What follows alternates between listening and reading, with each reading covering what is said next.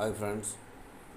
NEET exam అనేది పిల్లలకి ఒక పెద్ద 10th క్లాస్ ఇంటర్మీడియట్ అయిపోయిన పిల్లలకి ఒక పెద్ద టాస్క్. అంతకుముందు ఎంసెట్ రాసినప్పుడు ఒక మాదిరిగా ఉండేది. ఎప్పుడైతే అలా కాకుండా దాన్ని మనం ఎంసెట్ టైప్ కాకుండా ఏదైతే దేశంలో ఉన్న రాష్ట్రంలో అన్ని రాష్ట్రాలు దేశంలో అన్ని రాష్ట్రాలకి మన రాష్ట్రం కూడా నీటిలో కలవటం చాలా మనకు అన్యాయం జరిగిందని నేను చెప్తాను. ఎందుకంటే ఇప్పుడు దేశంలో అన్ని రాష్ట్రాల్లో శాంతి భద్రతలు ఒకేలాగా లేవు. ఒక్కో రాష్ట్రంలో ఒక రకంగా ఉంటాయి.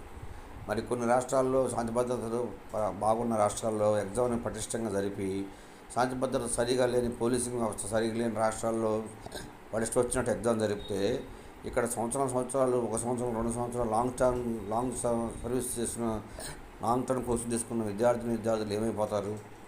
కాబట్టి స్టేట్ గవర్నమెంట్ ఆలోచించండి.